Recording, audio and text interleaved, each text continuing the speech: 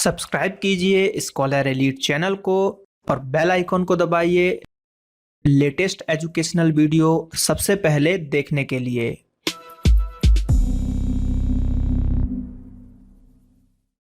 Hello दोस्तों, आपका स्वागत है आपके अपने ही चैनल में जिसका नाम है स्कॉलर एलीट। दोस्तों, यहाँ पर आज हम बात करने वाले हैं बायोलॉजी का पार्ट 2 जो कि डिटेल पार्ट होगा। और इस पार्ट में जो हम पढ़ने वाले हैं वो हम पढ़ने वाले हैं सेल के बारे में। किसके बारे में? सेल के बारे में, यानी कि कोशिका के बारे में हम यहाँ पर पढ़ने वाले हैं। और बहुत ज्यादा चीजें हम जानेंगे, बहुत ही विस्तृत जानकारी मैं इस वीडियो में आपको देने वाला हूँ। वीडियो थोड़ा लंबा हो सकता है, लेकिन सब्र रखिए और पूरा वीडियो देखिएगा, क्योंकि लंबा लेक्चर रहेगा लेकिन आपको बहुत सारी नई चीजें सीखने को यहाँ पर मिलेंगी। मटेरियल बहुत ही अच्छा है, मेरी तरीके से पूरी जो है कोशिश की गई है अच्छे से अच्छा आपको मटेरियल देने की, अच्छे से अच्छा कंटेंट यहाँ पे प्रोवाइड कराने की, जो कि मेंस में भी आप काम कर सकता है आपके लिए ये थ्योरी लिखने के हिसाब से। तो चलिए शुरू करते हैं यहाँ पर आज का सेशन।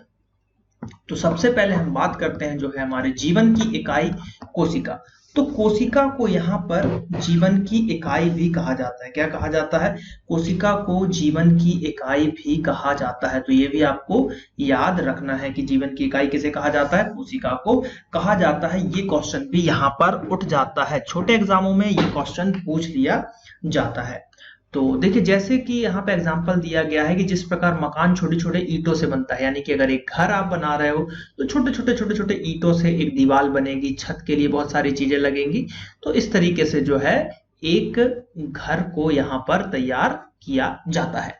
ठीक है, तो उसी तरीके से जो हमारा शरीर है, यानी कि जो जीवधारियों का शरीर है, जो हमारी बॉडी है, वो भी छोटी छोटी रचनाओं से बना होता है। कई प्रकार की रचनाओं से बना होता है और उसको हम कोशिका कहते हैं या उसको हम सेल कहते हैं। क्या कहते हैं? सेल कहते हैं या फिर कोशिका कहते हैं। ये आपको याद रखना है।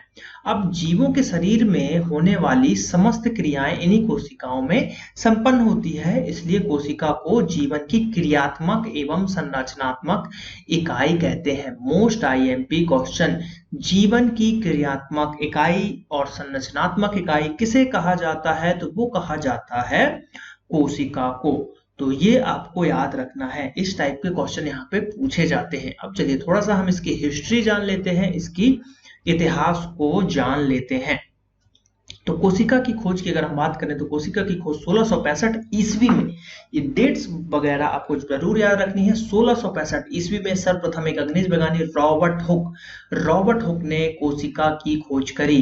किसने करी? रॉबर्ट हुक ने करी और 1665 में करी।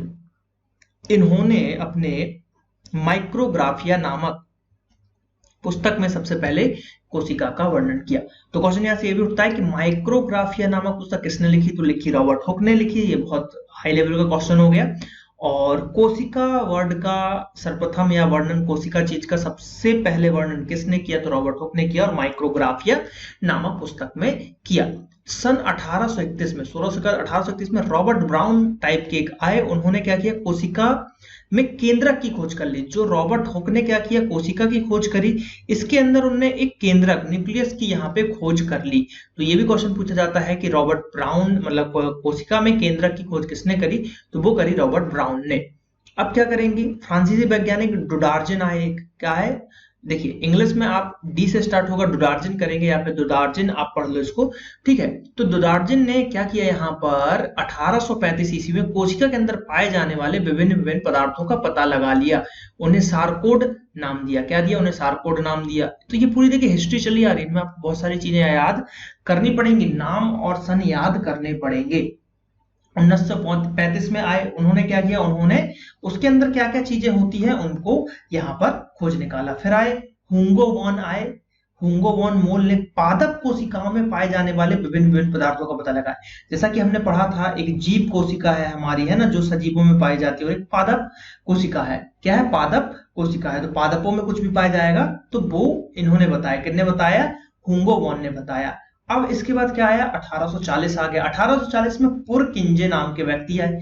पुरकिंजे ने जीव द्रव्य की संज्ञा दी, जिसे जीव द्रव्य की संज्ञा यानी कि सारकोड बताया, और सारकोड को पुरकिंजे ने क्या बोला? जीव द्रव्य रहा है। तो यहाँ से क्वेश्चन कभी कभी ये भी उठता है कि जीव द्रव्य की खोज किसने करी? तो पुरकिंजे ने की, ये भी आपको याद रखना है। फिर 1974 आके 1974 में क्लाउड एवं पैलेट ने कोशिका की जो है परासंरचना अल्ट्रा स्ट्रक्चर का अध्ययन किया। किसने? क्लाउड और पैलेट। कैसे याद रखोगे? क्लाउड कितना बड़ा है, बादल का विस्तार कितना बड़ा होता है, बहुत ज्यादा बादलों का विस्तार होता है, तो इन्होंने अल्ट्रा स्ट्रक्चर, अल्ट्रा टाइप की चीज है, अल्ट्रा स्ट्रक्चर की यहाँ पे खोज कर दी। किसने कर दी? क्लाउड और पैलेट ने। फिर आ गए 1838 में स्वान और स्लाइडेन ने कोशिका का सिद्धांत दिया, theory of cell. Most IMP question, theory of cell. और ये जो इन्होंने दिया, ये इन्होंने जंतु कोशिका में दिया है। किसमें दिया है? याद रखने वाली इंपॉर्टेंट चीज है जंतु कोशिका। जंतु कोशिका में थ्योरी ऑफ मतलब सेल कोशिका का सिद्धांत किया था। तो कैसे याद रखोगे? स्वान, स्वान का मतलब होता है यहाँ पर कुत्ता। बोलते हैं ना बको ध्यानम, स्वान निद्रा, 5 जो हमारे विद्यार्थी के लक्षण है, तो स्वान यानी कुत्ता। तो कुत्ता है यानी डॉग है, यानी कि वो एक जानवर है, जानवर है यानी कि एक जीव है, यानी जीवित प्राणी है। तो 1838 में स्वान एवं स्लाइड ने कोशिका का सिद्धांत, थ्योरी ऑफ सेल प्रस्तुत किया। तो इस तरीके से आपको चीजें याद हो जाएंगी। तो बहुत सारी चीजें याद रखनी है। 1935, 1940, 1840, 1835, 1831, 1665, इन सब चीजों को यहाँ पर ध्यान रखना है। तो सबसे ज्यादा देखिए जो क्वेश्चन पूछा जाता है, थ्योरी ऑफ सेल पूछा जाता है, स्वान एंड स्लाइडेन का आपको याद रखना है।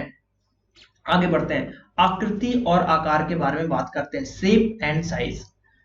तो कोशिका बहुत प्रकार के हैं, बहुत सारे आकार हैं, जैसे बेलनाकार है, अंडाकार है, गोलाकार है, लंबवत है, आयताकार है, त्रिभुजाकार है, कई प्रकार की। ऐसी भी है, ऐसा है, ऐसा भी है, ऐसा भी है, ऐसा भी है, ऐसा भी है, ऐसा भी है, कैसा भी, बहुत सारे प्रकार के कोशिका यहाँ पे आपको देखने को मिलेंगे। लेकिन जो इंपॉर्टेंट चीज है, सबसे छोटी कोशिका माइकोप्लाज्म गैलीसेप्टिकामा, याद रखना है, माइकोप्लाज्म गैलीसेप्टिकामा सबसे छोटा है। तो आईएमपी है। देखिए कोई भी चीज सबसे छोटी और सबसे बड़ी यहाँ पर एग्जाम में पूछे जाते हैं। तो सबसे छोटा है माइकोप्लाज्म गैलीसेप्टिकामा, जिसका व्यास 0.1 माइक्रोन या फिर 0.001 मिलीमीटर होता है। तो एमएम में अगर बात करें तो 0.001 एमएम यहाँ पर होता है और 0.1 माइक्रोन यहाँ पे होता है। जबकि सबसे बड़ी कोशिका ऑस्ट्रिच यानी कि शुतुरमुर्ग, शुतुरमुर्ग आपने देखा होगा, एक सबसे बड़ा पक्षी भी है हमारा शुतुरमुर्ग, के अंडे की होती है, जिसकी लंबाई 175 एमएम होती है, 175 मिलीमीटर यहाँ पर होती है। तो दो चीजें हमने यहाँ पर देख ली कि सबसे बड़ी किसकी होती है, तो शुतुरमुर्ग की होती है, और सबसे छोटी किसकी होती है, माइकोप्लाज्म गैलीसेप्टिकामा। नाम में ही आ रहा है माइको, माइको माइक्रो, इस तरीके से रिलेट करके आप इसको याद रख सकते हैं, माइक्रोप्लाज्म गैलीसेप्टिकामा। अब बात करते हैं, प्रत्येक कोशिका के चारों ओर पतला झिल्लीनुमा आवरण होता है, जिसे हम प्लाज्मा या कोशिका झिल्ली कहते हैं। प्रत्येक कोशिका के चारों ओर पतला झिल्लीनुमा, झिल्लीनुमा का मतलब क्या होता है, जाली टाइप का, इस तरीके से नेट आवरण में ऐसा ऐसा है ना, झिल्लीनुमा, झिल्लीनुमा आवरण होता है, जिसे हम क्या कहते हैं, प्लाज्मा कहते हैं, या फिर कोशिका की झिल्ली कहते हैं, सेल मेम्ब्रेन कहते हैं। पादप कोशिका में कोशिका झिल्ली के बाहर एक और परत होती है, जिसे हम कोशिका भित्ति कहते हैं। तो यही एक डिफरेंस होता है सबसे बड़ा, कि पादप कोशिका और जंतु कोशिका में डिफरेंस में एक पॉइंट आता है कि पादप कोशिका में कोशिका भित्ति होती है और जंतु कोशिका में कोशिका कोशिका झिल्ली होती है। ठीक है, तो ये चीजें आपको याद रखना है। कोशिका के अंदर कोशिका द्रव्य भी साइटोप्लाज्म भी भरा होता है, इसके बारे में आगे हम जानेंगे साइटोप्लाज्म को डिटेल में क्या होता है, जिसमें सभी कोशिकांग, जितने भी सेल जो होते हैं वो सब पाए जाते हैं। और ये कोशिकांग जैसे कि माइक्रोकांडिया है, गोल्जी काय है, और अंतःप्रादीप्त जालिकाएं हैं, सेंट्रोसोम है, लाइसोसोम है, रिक्तिका है, आदि बहुत सारी चीजें यहाँ पर होती है। इन सभी चीजों को आगे हम डिटेल में पढ़ने वाले हैं। और कोशिका के मध्य में एक गाढ़ी तथा सघन रचना पाई जाती है, जिसे हम केंद्रक कहते हैं। केंद्रक की खोज किसने करी, रॉबर्ट ब्राउन ने करी। किसने करी, रॉबर्ट ब्राउन ने केंद्रक की खोज करी। आपने अगर कलरफुल कॉपी में कोशिका का देखा होगा तो जो भी केंद्रक होता है वो थोड़ा सा ब्राउन महरून कलर का होता है, तो उस तरीके से कलर से भी याद रख सकते हो। केंद्रक की खोज रॉबर्ट ब्राउन ने करी। केंद्रक कोशिका की सभी क्रियाओं का नियंत्रण करता है, कंट्रोल करता है। तो केंद्रक में ही अनुवांशिक पदार्थ तथा गुणसूत्र भी पाए जाते हैं। तो ये चीजें याद रखना है कि जो हमारा केंद्रक होता है वो हर चीज को कंट्रोल कर, किसी भी चीज में, जैसे कंप्यूटर में भी सेंट्रल प्रोसेसिंग यूनिट होता है जो कि हमारा कंट्रोल करके रहता है, प्रोसेसर जो कंट्रोल करके रहता है। तो इस तरीके की जो भी एक सेंटर वाली चीजें होती है वो अधिकतर चीजों को यहाँ पर कंट्रोल करके रखता है। चलिए बात करते हैं कुछ इंपॉर्टेंट चीजों की। देखिए यही इस जो है मटेरियल की खासियत, बीच बीच में कुछ इंपॉर्टेंट चीजें आपको देखने को मिलेंगे पॉइंट तौर पे।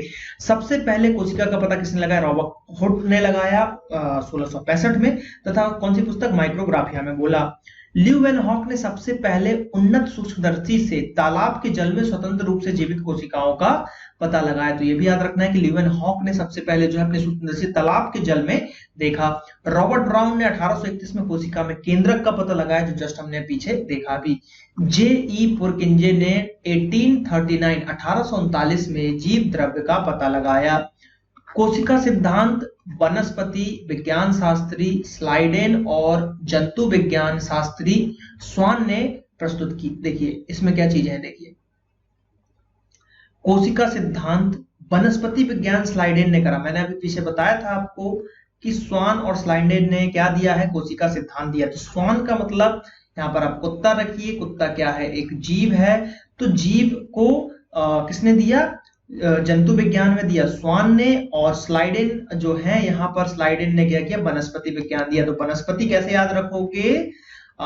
वनस्पति जो होता है, तो वनस्पति तेल हमने सुना है हमेशा, और तेल पे आप स्लाइड कर जाओगे, आप फिसल जाओगे। तो तेल पे फिसलोगे तो स्लाइडेन ने वनस्पति विज्ञान में किया और जंतु विज्ञान में स्वान ने प्रस्तुत किया, जिसके अनुसार सभी पौधे तथा जंतु कोशिकाओं से बने हैं और ये जीव मतलब ये जीवन की मूलभूत एक इकाई है। तो कोशिका का सिद्धांत किसने दिया? सीधे एक क्वेश्चन आएगा, कोशिका का सिद्धांत किसने किया? स्लाइडेन एंड स्वान है, इनमें से कोई नहीं, तो स्लाइडेन स्वान लगाना। लेकिन अगर पूछ ले जंतु विज्ञान में कोशिका का सिद्धांत किसने दिया, तो स्वान आपको याद रखना है। तो इस तरीके से क्वेश्चन यहाँ पे पूछ लिए जाते हैं एग्जाम में।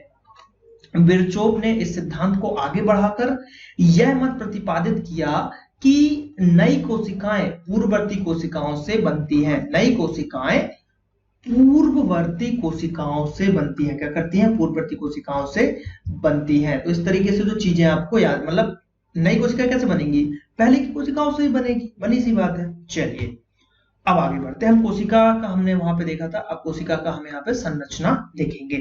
सूक्ष्मदर्शी से कोशिका का अध्ययन करने पर कोशिका की संरचना जो है मुख्यतः दो भागों में दिखाई गई है यहाँ पर, अंतः और बाह्य।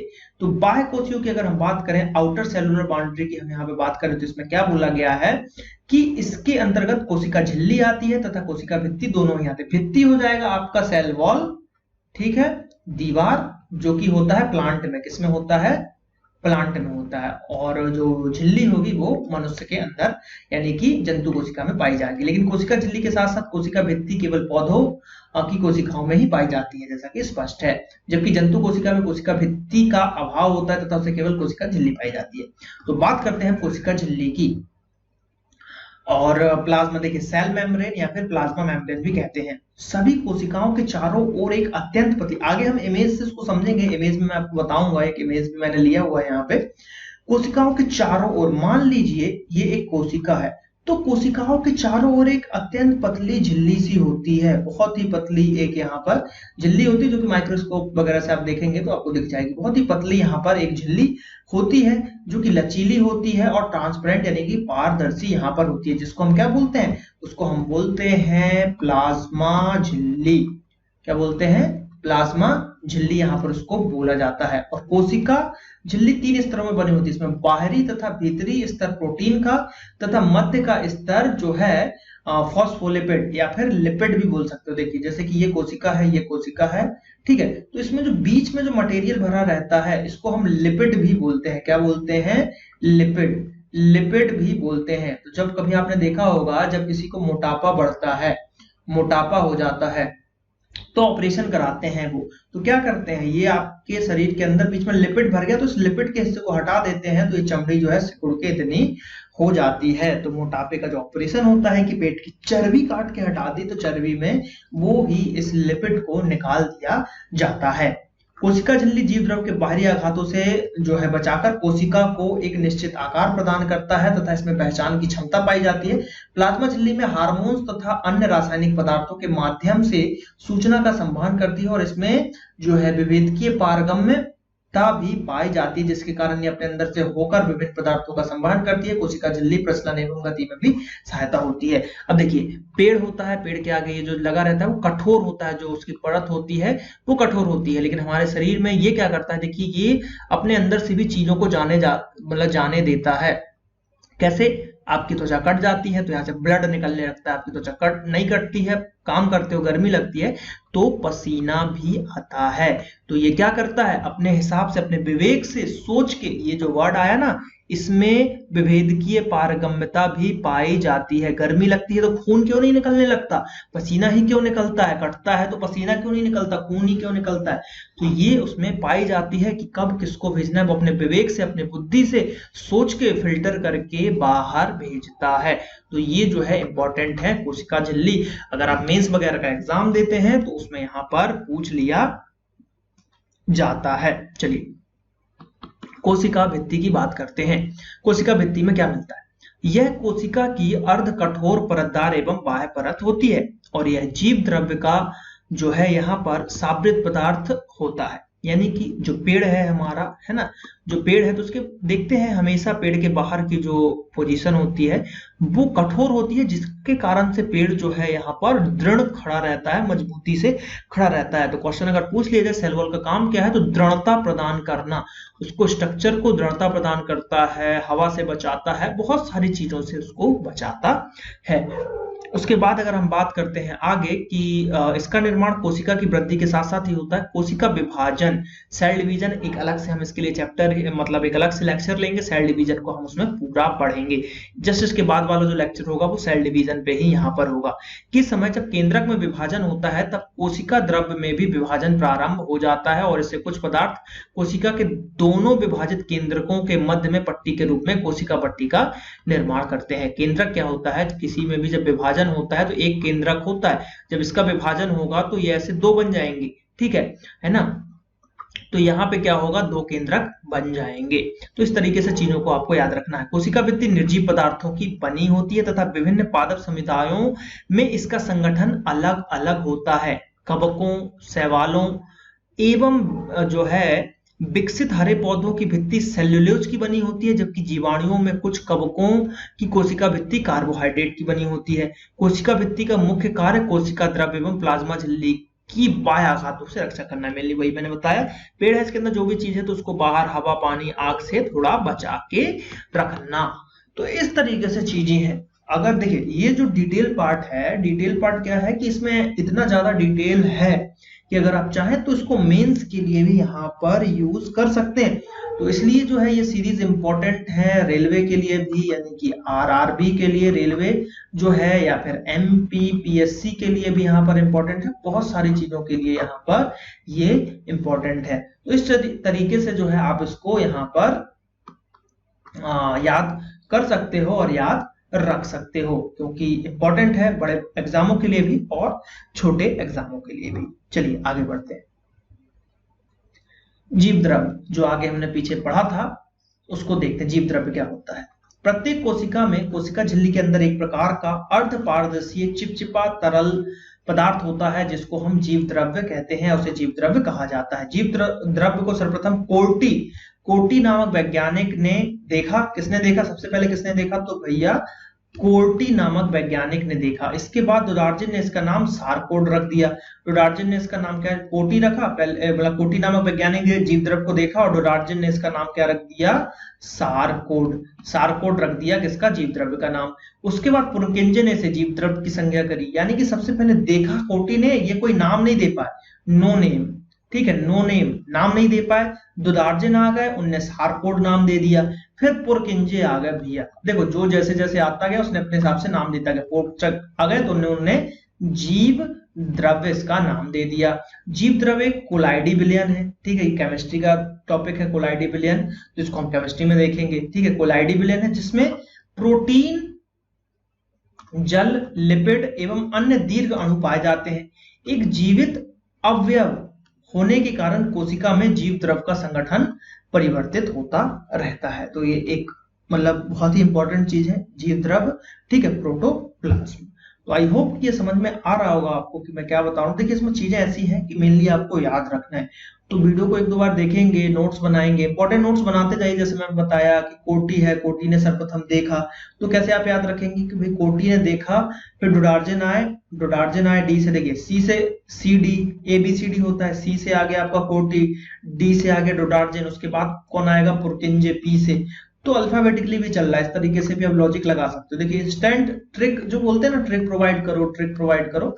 ट्रिक क्या होता है, इंस्टेंट आप बना सकते हो अपने हिसाब से याद रखने के लिए। जैसे ये ट्रिक ऐसी कोई थी नहीं, मैंने अपने हिसाब से एकदम से देखा, फर्स्ट लेक्चर कोटी लिया, सी आया, डी से डोडार्जन आ गया यहाँ पे, और पी से पुरकिंजे आ गया। तो पहले कोटी आएंगे, फिर डोडार्जन आएंगे, फिर पुरकिंजे आएंगे। इनने कोई नाम नहीं दिया, नो नेम दिया। डोडार्जन ने कहा भैया इसको हम सारकोड बोलेंगे, क्या बोलेंगे, सारकोड बोलेंगे। पुरकिंजे आगे ने बोला नहीं भैया हम जीव द्रव्य ही इनको बोलेंगे। तो इस तरीके से ट्रिक बन जाती है, इस तरीके से आप इसको याद रख सकते हैं। बहुत ही सिंपल चीज है, याद हो जाएगा आपको।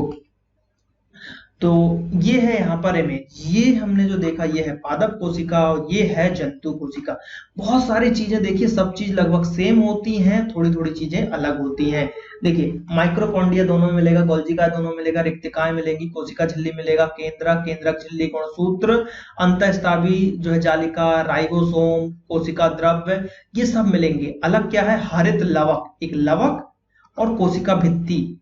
जंतु इसमें कोशिका भित्ति पाई जाती है, इसमें कोशिका झिल्ली पाई जाती है, इसमें हरित लवक। मोस्ट इंपोर्टेंट क्वेश्चन कि कोशिका भित्ति और इसमें जो अंतर आता है, मान लीजिए एमपीपीएससी का आप मेंस लिख रहे हो, क्या कर रहे हो, एमपीपीएससी का आप मेंस लिख रहे हो, उसमें 2 नंबर या 3 नंबर के क्वेश्चन में यहां पर आपसे पूछ लिया जाता है लघु उत्तरीय प्रश्न में कि कोशिका कोई भी 2 अंतर बताइए, पादप कोशिका में, पादप कोशिका में और जंतु कोशिका में 2 अंतर बताइए। तो पहला अंतर क्या लिखेंगे कि भैया पादप कोशिका में कोशिका भित्ति मिलती है, क्या मिलती है, कोशिका भित्ति मिलती है, और जंतु कोशिका में कोशिका झिल्ली मिलती है। तो ये तो पहला पॉइंट हो गया। अब दूसरा पॉइंट क्या लिखोगे, दूसरा पॉइंट लिखोगे कि जंतु कोशिका में हरित लवक पाए जाते हैं, क्या पाए जाते हैं, हरित लवक पाए जाते हैं यहाँ पे।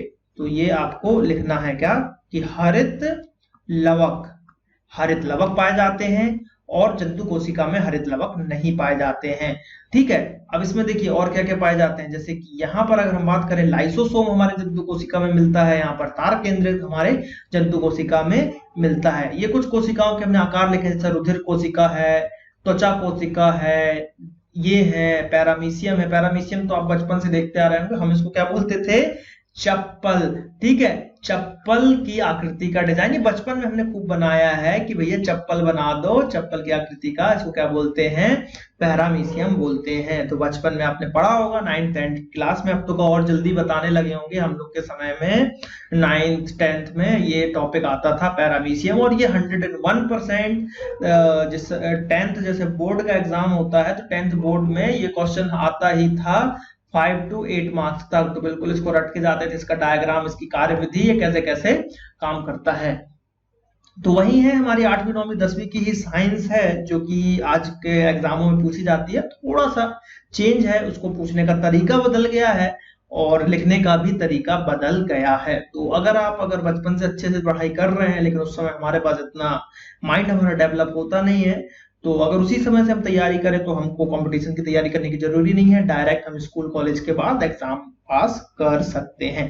क्योंकि आजकल जो एमपीपीएससी आईएएस की तैयारी कर रहे हैं वो 9th के बाद ही स्टार्ट कर देते हैं तैयारी। क्योंकि हमको फाइनली पढ़ना क्या है, फाइनली आप आईएएस, यूपीएससी, एमपीपीएससी जिसके लिए तैयारी करते हैं तो एनसीईआरटी की बुक प्रेफर की जाती है, और वो कब की, 6th से 12th क्लास तक की जाती है। यानी कि हम क्या कर रहे हैं, बचपन की पढ़ाई को रिपीट कर रहे हैं थोड़ा अलग वे में। चलिए टाइम ज्यादा लगेगा, बहुत बड़ा वीडियो बनने वाला है ये। कोशिका की बात करें, कोशिका द्रव्य। अब कोशिका द्रव्य की बात करें तो जीव द्रव्य का एक हिस्सा है कोशिका द्रव्य, जीव द्रव्य का ही एक हिस्सा है। कोशिका में है, कोशिका झिल्ली तथा केंद्रक के मध्य में, यानी कि कोशिका झिल्ली ये देखिए, ये कोशिका हो गई, ये कोशिका झिल्ली है और ये केंद्रक है। तो इन दोनों के बीच की जो ये हुआ, यहाँ पे क्या होगा, यहाँ पे ये पाया जाता है। ये कोशिका द्रव्य जो है तरल रंगहीन यानी कि पारदर्शी होता है और समांगी द्रव्य है। यह कोलाइडी तंत्र के रूप में होता है। संरचना की दृष्टि से कोशिका द्रव्य दो भागों का बना होता है, हाइलोप्लाज्म और ट्रोपोप्लाज्म। क्या? हाइलोप्लाज्म और ट्रोपोप्लाज्म होता है। कोशिका द्रव्य के आधार भाग पाया जाता है। कोशिका द्रव्य में आधार भाग पाया जाता है और जो उनके सूक्ष्म एवं बृहद अणुओं, माइक्रो एवं माइक्रो जो मॉलिक्यूल्स होते हैं यहाँ पर, उनसे यहाँ पर बना होता है। और जिसमें हाइलोप्लाज्म या मैट्रिक्स यानी कि जिसे हाइलोप्लाज्म है या उसे हम मैट्रिक्स भी कहते हैं, और यह कोशिका का अजीवित एवं निष्क्रिय भाग होता है। मोस्ट इंपॉर्टेंट क्वेश्चन यहाँ से पूछा जा सकता है कि कोशिका का अजीवित जो भाग है उसको क्या बोलते हैं, तो उसको हम बोलते हैं मैट्रिक्स या फिर हाइलोप्लाज्म। ठीक है, जो उत्सर्जी, स्त्रावी, जो संचित पदार्थों का बना होता है और इन पदार्थों को कोशिका जो है यहाँ पर अंतःस्थ भी कहते हैं। तो ये नाम है, वैसे ये क्वेश्चन अभी तक पूछे नहीं गए हैं, ज्यादा इंपॉर्टेंट नहीं है, लेकिन कुछ भी एग्जाम में पूछा जा सकता है। तो ये थोड़ा सा बस एक पॉइंट याद रखिए कि जो मरे हुए मतलब कोशिका द्रव्य है जो उसमें अजीवित, क्या अजीवित जो पदार्थों से बना हुआ है उसको हम क्या बोलते हैं, मैट्रिक्स।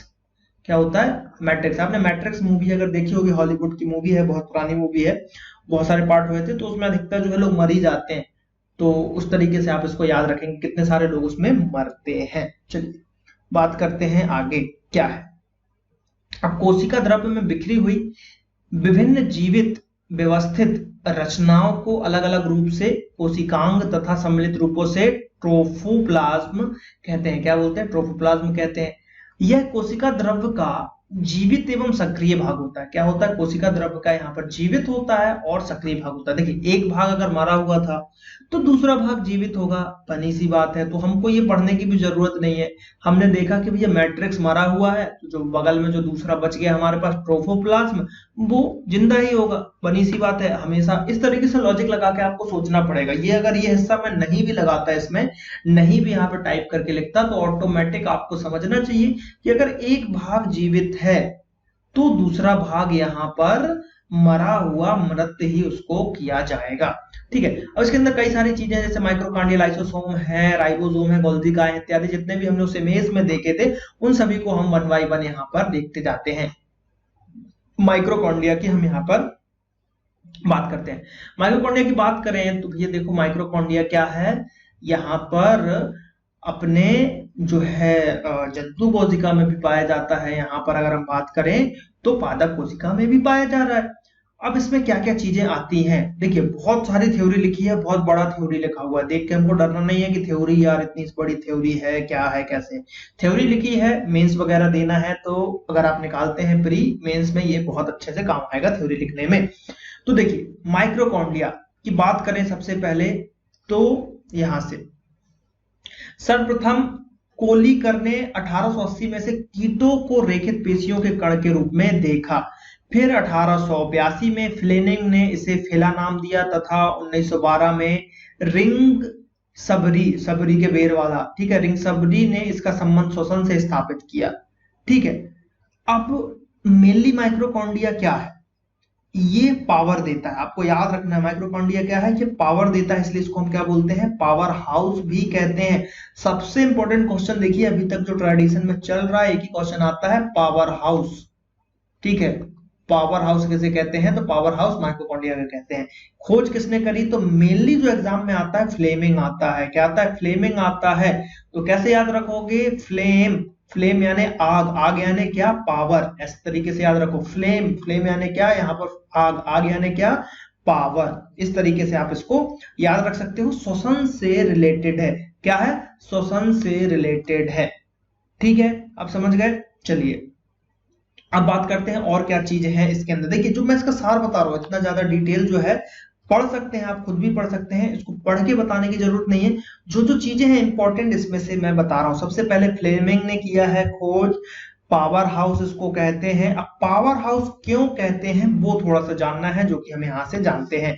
अब माइक्रोकांडिया के अंदर क्या है, बहुत सारे कार्य हैं। इसमें भोज्य पदार्थों का ऑक्सीकरण होता है, भोज्य पदार्थों का ऑक्सीकरण होता है तथा यहाँ पे ऊर्जा मुक्त होती है। आपको अगर याद हो, हमने पहले वाले इसके पहले जो पार्ट था उसमें एक हमने रिएक्शन देखा था स्टार्ट में ही, उसमें हम कैलोरी देख रहे थे, ऑक्सीकरण की क्रिया हो रही थी तो 730 कैलोरी उत्पन्न हो रही थी। तो वही चीज है यहाँ पे भी ऊर्जा मुक्त होगी जिसको हम एटीपी के रूप में संचित करते हैं। मोस्ट इंपॉर्टेंट, एटीपी के रूप में संचित करते हैं जिसको एडिनोसिस जो है ट्राइफॉस्फेट कहते हैं। एडिनोसिस ट्राइफॉस्फेट कहते हैं। इसका फुल फॉर्म भी पूछ लिया जाता है एग्जामों में कि एटीपी का फुल फॉर्म क्या है, तो एडिनोसिस ट्राइफॉस्फेट भी इसको कहते हैं, इसके रूप में संचित किया जाता है। यह एटीपी शरीर की ऊर्जा का स्रोत है तथा शरीर में होने वाली सभी जैविक क्रियाओं में इसका प्रयोग होता है, इसलिए माइक्रोकॉन्ड्रिया को ऊर्जा ग्रह, आगे ना पावर हाउस भी कहते हैं। माइक्रोकॉन्ड्रिया शुक्राणुओं का मध्य भाग तथा अंडों का यौक भी बनाता है और यह प्रोटीन संश्लेषण में भी सहायक होता है।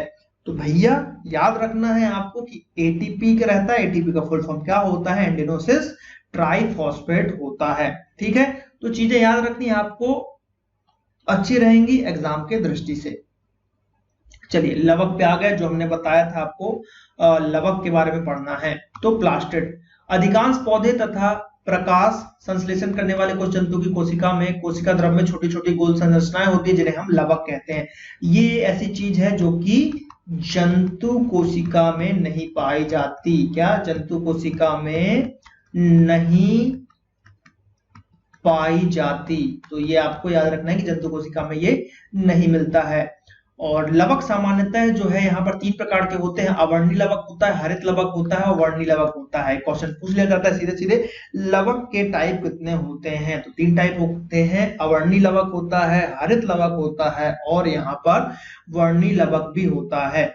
अब अवर्णी लवक को हम देखते हैं सबसे पहले। तो ये क्या होते हैं? ये भोज्य पदार्थों का संग्रह करने वाले रंगहीन लवक होते हैं और ये पौधों के उन भागों में पाए जाते हैं जहां पर प्रकाश नहीं पहुंचता। बहुत ही अच्छी चीज है समझने वाली कि ये पौधों के उन भागों में पाए जाते हैं जहां पर प्रकाश नहीं पहुंचता। अब ये पेड़ है, ठीक है, ये उसकी डाली हो गई और ये उसके पत्ते हो गए, ठीक, और ये हमारा सन हो गए, सूरज देवता जी हो गए, और ये उसकी जड़ हो गई। तो लॉजिक लगाओ तो आप कैसे पता कर सकते हो कहां पाया जाएगा? भाई सूर्य की किरणें तो धरती के ऊपर तक ही रहेंगे, धरती के अंदर तो जाएंगे नहीं, तो जड़ में पाया जाएगा। तो इसलिए थे भूमिगत जड़ तना। अब जैसे गाजर का पेड़ है तो गाजर तो नीचे उगेगा ना, तो यहाँ पे ये भी जड़ है, ठीक है, मूलकंद है ना, तो इसमें भी नहीं मिलेगा, मतलब इसमें मिलेगा। तो जहां पे सूर्य का प्रकाश नहीं पहुंच रहा है वहां पर आपको देखने को क्या मिल जाएगा? अवर्णी लवक यहाँ पर मिल जाएगा। तो अवर्णी लवक का उदाहरण क्या है? एमाइलोप्लास्ट, मॉड यानी स्टार्च का संग्रह करने वाले, उदाहरण जो है ट्यूबर, भ्रूण तथा बीज पत्र। फिर उसके बात करें तो इलायोप्लास्ट, वसा तथा तेल का संग्रह करने वाले, और प्रोटीनोप्लास्ट जो कि प्रोटीन का संग्रह करते हैं। तो ये इसके भी लवक के 3 उदाहरण हैं, याद रखिएगा।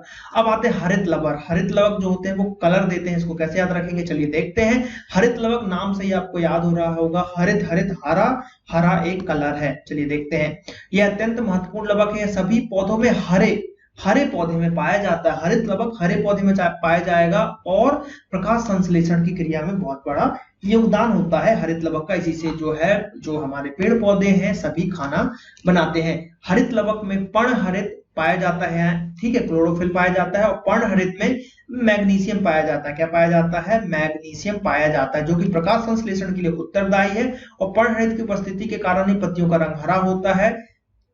पर्णहरित लवकों, पर्णहरित के कारण ही पत्तियों का कलर हरा होता है। और इसमें क्या होता है? मैग्नीशियम होता है। क्वेश्चन यहाँ से पूछा जाता है कि पर्णहरित में कौन सी धातु पाई जाती है? तो मैग्नीशियम यहाँ पर पाई जाती है और पत्तियों का हरा रंग इसी के कारण होता है। हरित लवक में पर्णहरित के अलावा कैरोटीन भी होता है जो कि पिगमेंट का काम करता है, और कैरोटीन के कारण ही पीला रंग होता है। कभी कभी आपने देखा पत्तियों का रंग पीला हो जाता है, गाजर का रंग पीला हो जाता है, तो वो किसके कारण होता है? कैरोटीन के कारण ही होता है।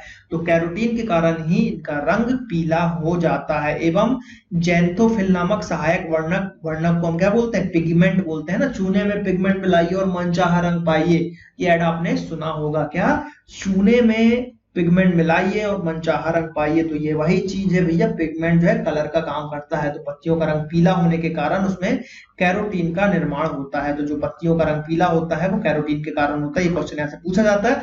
पत्तियों का नहीं पूछते, वो पूछते हैं गाजर का रंग पीला क्यों होता है, तो भैया कैरोटीन के कारण होता है, याद रखिएगा। चलिए वर्णी लवक के बारे में हम यहाँ पर चर्चा कर लेते हैं कि वर्णी लवक क्या होता है। तो हरे रंग के अलावा पौधों में कई अन्य रंग भी पाए जाते हैं जिसमें वर्णी लवक कहते हैं।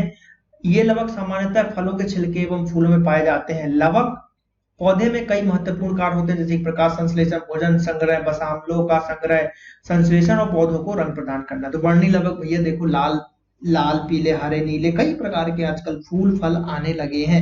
तो जो भी कलर अगर उसका हो रहा है, पीला हो रहा है तो कैरोटीन से हो रहा है, पीला नहीं हो रहा है, लाल हो रहा है वर्णी लवक के कारण हो रहा है, हरा है हरित लवक के कारण हो रहा है। तो इस तरीके से चीजों को जो है आपको समझना पड़ेगा। तो अच्छा है, मेंस के हिसाब से आप इसको लिख सकते हैं अगर ये आपसे क्वेश्चन पूछा जाता है कि लवक क्या है और लवक के प्रकार बताइए। चलिए अब बात करते हैं हम गोल्जी काय के ऊपर। गोल्जी काय क्या होता है? गोल्जी काय की अगर हम बात करें तो इन्हें गोल्जी उपकरण भी कहते हैं। रक्त कोशिकाओं को छोड़कर सभी यूकैरियोटिक कोशिकाओं में गुच्छे के रूप में गोल्जी काय पाए जाते हैं। गोल्जी काय की खोज इटली के प्रसिद्ध वैज्ञानिक कैमिली गोल्गी ने की। किसने करी भैया? Camillo Golgi. इन्हीं के नाम पे रखा गया भैया, गोल्गी नाम से ही रखा गया गोल्जी काय, तो याद रखना है आपको, गोल्गी ने की। ठीक है। और एक पादप कोशिका में 10 से 12 तथा जंतु कोशिका में 5 से 7 गोल्जी काय पाए जाते हैं। तो ये क्वेश्चन एक बार आ चुका है एग्जाम में, तो याद रखिएगा, संख्याएं भी यहाँ पर पूछ ली जाती हैं।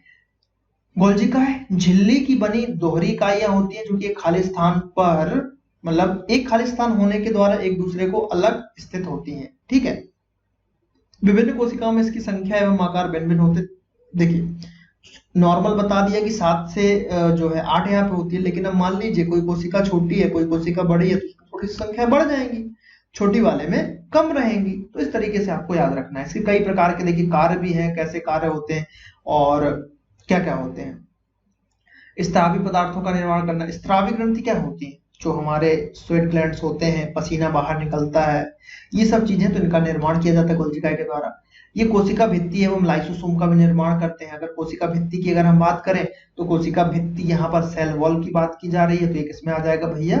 प्लांट में आ जाएगा। तो उसके अंदर यहाँ पर निर्माण करते हैं। ये उपस्थितियों के आधार पर पदार्थ का स्त्राव भी करते हैं, कार्बोहाइड्रेट के दीर्घ का संश्लेषण भी करते हैं। तो बहुत सारी चीजें करते हैं गोल्जी काय। तो मेनली इसमें इंपॉर्टेंट है सबसे ज्यादा कि गोल्जी काय की खोज किसने करी? तो कैमिली गोल्गी ने करी। और पादप कोशिका में ये क्या करते हैं? कोशिका भित्ति का निर्माण करते हैं। चलिए बात करते हैं यहाँ पर ER जिसको बोला जाता है अंतःप्रदीप्त जालिका। ठीक है। एंडोप्लाज्मिक रेटिकुलम जिसको हम कहते हैं। इसका आविष्कार 1897 में गार्नियर बहुत ही फेमस ब्रांड है यहाँ पर, जो कि आप सभी लोग जानते होंगे, तो गार्नियर ने किया था। ठीक है।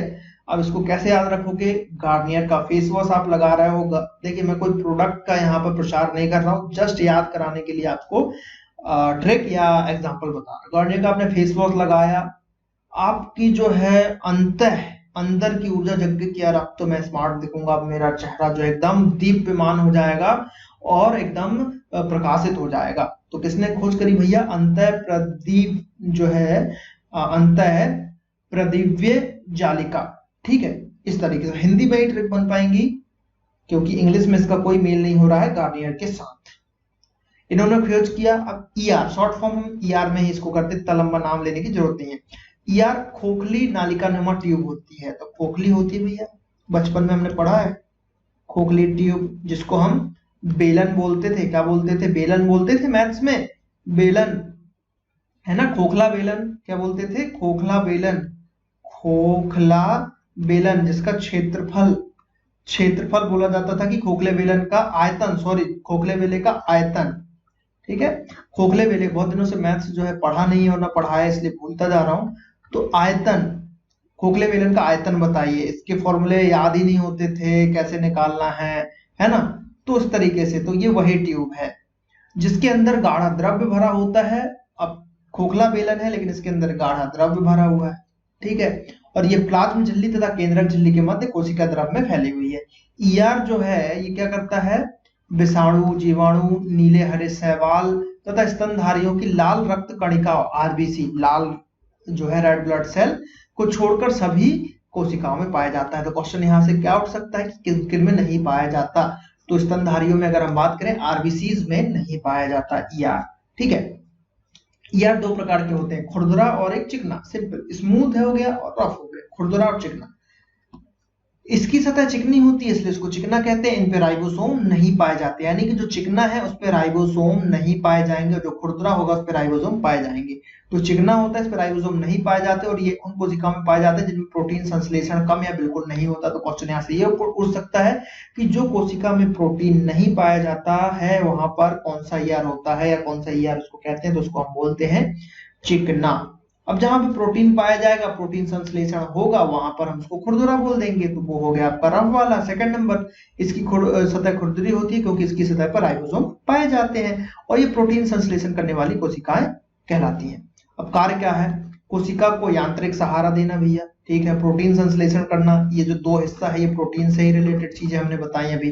प्रोटीन का संचय करना, ग्लाइकोजन उपचयन करना, कोशिका के अंदर परिवहन के रूप में कार्य करना, विभिन्न अनुवांशिक पदार्थों को कोशिका के अन्य भागों तक पहुंचाना। ठीक है, क्यों भैया, देखो ये खोखला नुमा है, इसके अंदर द्रव है तो ये कहीं ना कहीं जुड़ा होगा तो वहां भी इसको पहुंचाता रहेगा, है ना। तो सिंपल सी चीजें हैं। टाइप दो टाइप के हैं, चिकना है, खुरदरा है, और बाकी चीजें मैंने आपको बताई। जो स्तनधारी होते हैं उसके अंदर आरबीसी को छोड़कर बाकी जो है सभी कोशिकाओं में पाए जाते हैं, यानी कि आरबीसी में नहीं पाए जाते, रेड ब्लड सेल में नहीं पाए जाते। चलिए लाइसोसोम की बात कर लें। तो लाइसोसोम क्या होता है, ठीक है।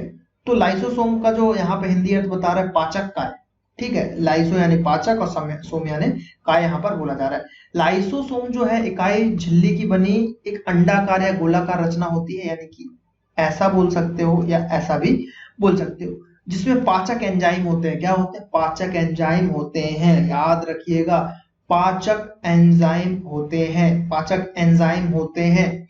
इसका व्यास 0.2 माइक्रोन से 0.8 माइक्रोन तक होता है और लाइसोसोम की खोज डी डुबे ने करी थी।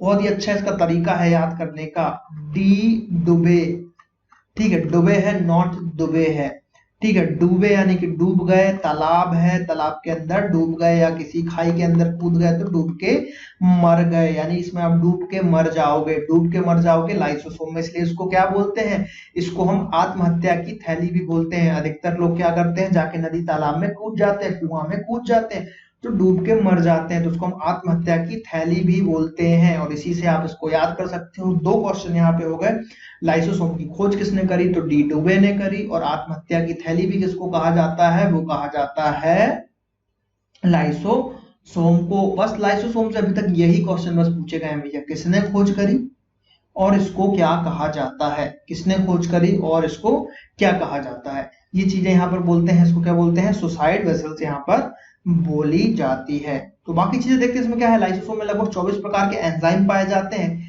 जिनमें से फॉस्फेटोज, सल्फेट, प्रोटीएज, राइबोन्यूक्लियेज, डीऑक्सीराइबोन्यूक्लियेज, इस तरीके की चीजें यहाँ पर पाई जाती हैं। और वैज्ञानिक का अनुमान यह है कि लाइसोसोम का निर्माण गोल्जी का या प्लाज्मा झिल्ली से ही होता है और ये 4 प्रकार के होते हैं। लाइसोसोम कितने प्रकार के होते हैं भैया, 4 प्रकार के होते हैं यहाँ पर। इसको सुसाइड बॉक्स भी कहा जाता है। और इसके अतिरिक्त लाइसोसोम जो है निषेचन या फर्टिलाइजेशन होता है उसमें सहायता करते हैं, फर्टिलाइज जो चीजें होती है उसमें सहायता की जाती है, तथा पाचक एंजाइम का संचय करते हैं। मेनली आप याद रखिए आत्महत्या की थैली और डी डुबो ने कुछ करी थी। इसके अलावा क्वेश्चन बहुत कम पूछे जाते हैं इससे। राइबोसोम की बात कर लेते हैं, प्रोटीन वाली चीज आ गई यहाँ पर।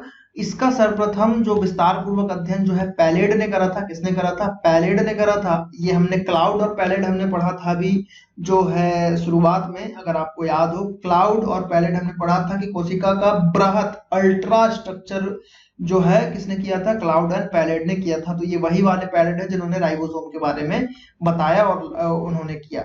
राइबोसोम अपारदर्शी होता है तथा क्लोरोप्लास्ट, केंद्रक, माइक्रोकॉन्ड्रिया, ईयर तथा कोशिका द्रव में पाया जाता है। रासायनिक दृष्टि से ये आरएनए तथा प्रोटीन के बने होते हैं। राइबोसोम मतलब प्रोटीन। राइबोसोम का जहां भी नाम हो तो आप समझ जाना कि प्रोटीन के बारे में बात की जा रही है। इन्हें माइक्रोसोम या राइबोन्यूक्लियोप्रोटीन के नाम से भी यहाँ पर जाना जाता है। राइबोसोम का सबसे प्रमुख कार्य प्रोटीन का संश्लेषण होता है। क्या होता है? प्रोटीन का संश्लेषण होता है, इसीलिए प्रोटीन की फैक्ट्री भी कहा जाता है। क्या होता है? प्रोटीन की फैक्ट्री भी इसको यहाँ पर कहा जाता है। तो मोस्ट इंपॉर्टेंट क्वेश्चन है कि प्रोटीन की फैक्ट्री किसे कहा जाता है? तो प्रोटीन की फैक्ट्री हम राइबोसोम को कहते हैं। किसको कहते हैं?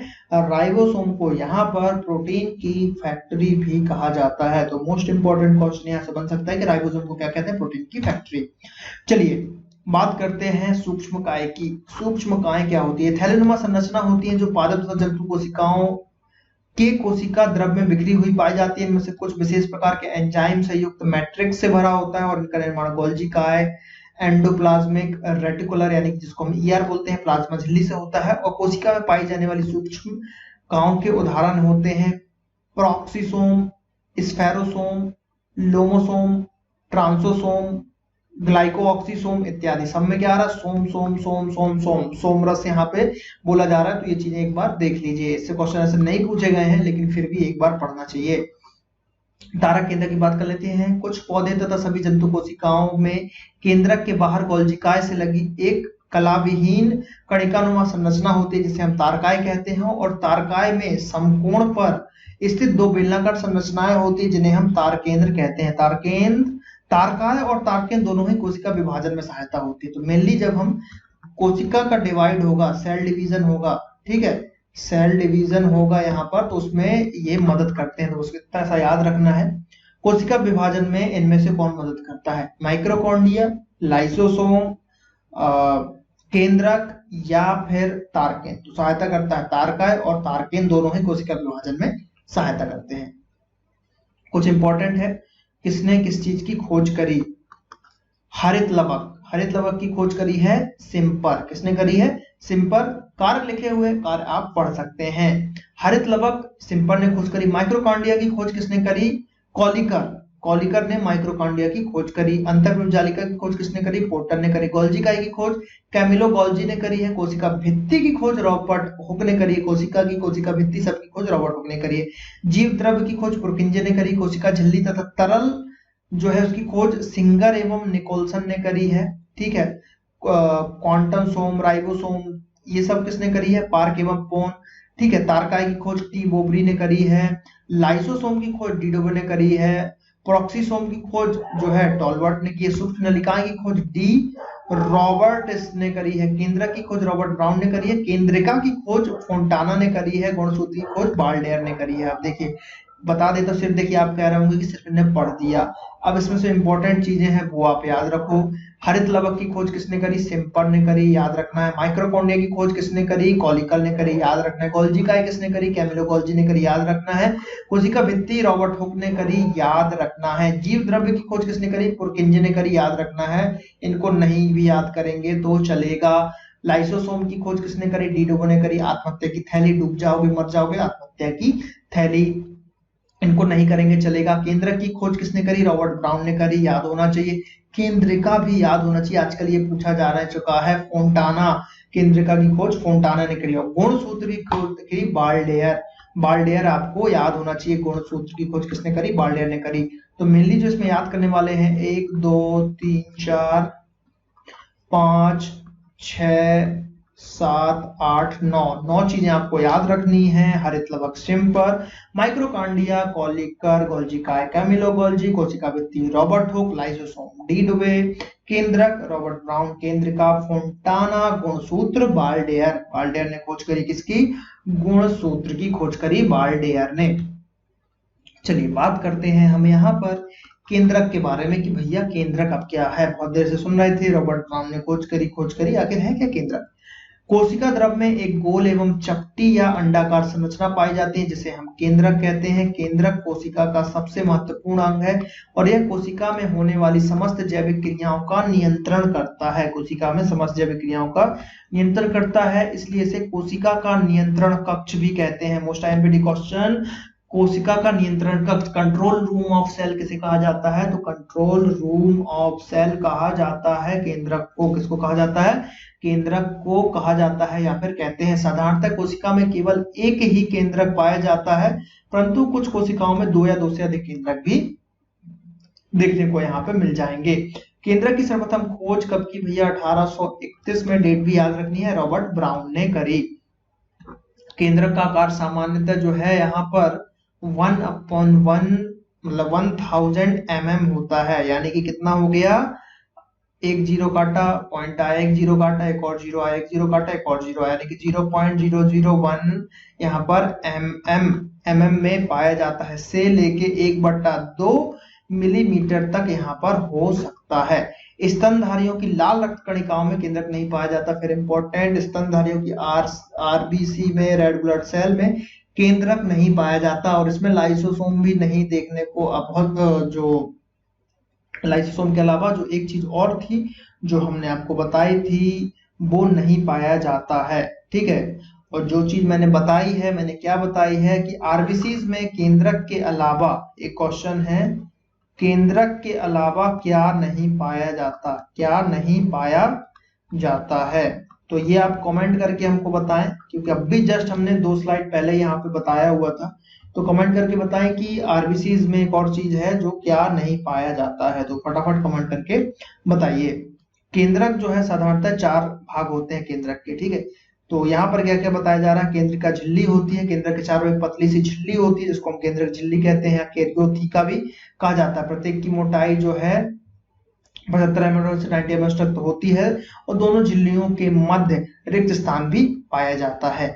ये सब चीजें हैं। केंद्रक छिद्र भी होता है जिसको हम न्यूक्लियर पोर कहते हैं। केंद्रीय जो है बहुत सारी चीजें होती हैं। तो जो मेनली आपको इंपॉर्टेंट चीज याद रखना है, देखिए इतना सारा डेटा दिया हुआ है, बुक्स कोई भी बुक उठा के पढ़ेंगे तो उसमें डिटेल में आपको मिलेगा। जो आईएमपी चीज है जिसके लिए आप यूट्यूब पे आए हैं, आईएमपी चीज है रॉबर्ट ब्राउन, जिन्होंने खोज करी 1831 में, और कितनी उसकी चीजें हैं थोड़ा सा हमने इसको समझा कि कैसे इसको हम याद करते हैं। और जो मैमल्स होते हैं, स्तनधारी होते हैं, उसमें आरबीसीज में नहीं पाए जाते केंद्रक यहाँ पर। ये इंपॉर्टेंट चीज आपको याद रखनी है।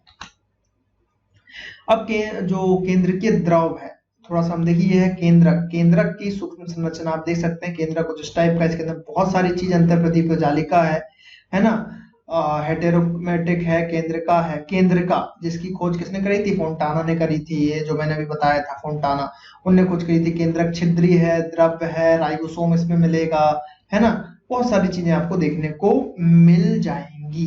ठीक है, तो इनको ज्यादा मैं डिटेल में नहीं बता रहा हूँ, बस इमेज में आपने देख लिया। मेनली जो है इसमें आपको ये याद रखना है कि 1831 में रॉबर्ट ब्राउन ने इसकी खोज करी थी। और क्या क्या चीजें आपको केंद्रक में देखने को मिल रही है?